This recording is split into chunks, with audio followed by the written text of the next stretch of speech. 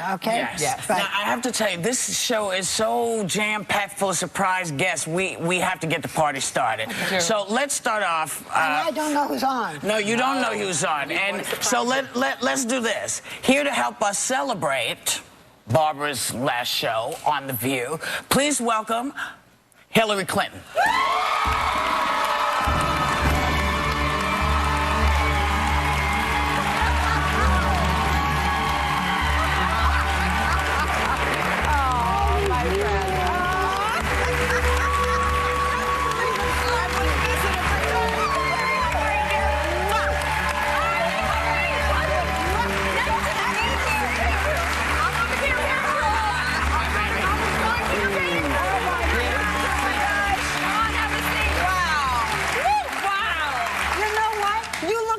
Here, why don't you just take my place in the show? Then people won't be asking you, what are you doing next all the time, right? I would get to ask that, right? You can ask Yes, it. but you know, it's so wonderful. What an honor to have you here, Hillary, because you've been on Barbara's most fascinating people I don't specials. call her by her first name.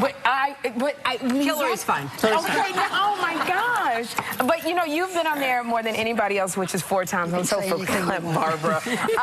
And you were the only person to be at the top of her list more than 1 time. So can you please tell us, what do you remember most about Barbara? Well, I want to start by saying I can't believe this day has come, and I can't believe it's for real. Right. Because I don't know what we're all going to do without seeing you going one place or another, asking questions we'd all like to ask. The fascinating list has always been, you know, a particular interest of mine, and then to be on it was an incredible honor. Well, you are most fascinating, and you're right, I feel like calling her Hillary. I think you've been on our most fascinating list more than anyone, and you were the most fascinating. So sit here and be fascinated. Okay, all right, I'll try. I'll put on my fascinating look. Well, okay. now that Barbara is, you know, moving on to bigger and better things, I'll call it, do you have any advice for her? Well, I've been thinking about this. Yeah, okay. Yeah, okay. First of all, take some time off. I mean, really. Yeah, you're in no position to tell me to take some time off. That's what I've been doing. I mean, you know, take some time. You have a wealth of friends who adore you. Spend time with them. Take a real vacation. I go out with my dogs. My husband and I take long walks. Yes. Just let down and enjoy. Yes. For, you know, like a week at least. So as long as you're here, let me ask you a question. Oh, really? Yes, yes. The question I want to ask is, are you going to run? But well, I am running around the park. Chelsea's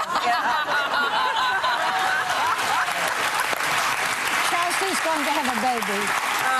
Chelsea's having a baby. Your daughter. Oh, my gosh. What do you want to be called? I don't know yet, because we don't know if it's a boy or if it's a girl. Do you like Nana?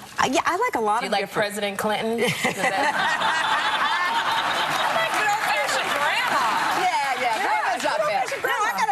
This little person, you know, kind of figure out what you've done this. Yes, you don't know what they're going to call you, right? What did your granddaughter call you? All my grandkids, well, the great-grandkid is going to call me Whoopi, but all of my grandkids call me Granny. Yeah. I mean, there's a lot of options that I'm going to be, but mostly I'm just so excited I can hardly stand it. Which you just finished a book called Hard Choices. Hard Choices. Yes. What is one of the hardest choices that you've ever had to go through? Well, this book is mostly about my 4 years as Secretary of State, but it's also personal because you go through these experiences kind of carrying everything you are and everything you believe in. So I've both made some hard choices and I've watched some hard choices being made. Obviously, the decision to go after bin Laden. I was just today at the new 9/11 museum, and I could feel a sense of just such emotion and gratitude that we have this incredible testimony to the people, not only who died, but those who were so heroic in saving so many hundreds of people. And so looking at decisions that are both very personal and decisions that are more, you know, broad-based, I tried to connect it to people's lives, you know, because everybody has hard choices they have to make, you know, becoming a mother, right? Getting married, staying married, getting a job, keeping a job. I mean, there's a lot of hard choices that every one of us go through. And then nations have to make hard choices and how they make them and what their values are. So I try to talk about both the personal and the, you know, the So when it comes more out, will you international. come back on the show to promote it? I want her to take my place. But she may have, I think she may have. I think she's serious, by the way. But I think she's offering you the job. I think she may have another job. I know there are a lot of people that hope you will have There's a that other country. job. Yeah, there's a little, there's a lot going on in the country. You got to moderate a country. Yeah, but you know, coming back, yes, absolutely, because I want Americans, especially having gone to the museum today, to really feel in our hearts that the most important thing is how we treat each other and how we think about the future and the future for our children and future grandchildren. And that means we got to be kinder.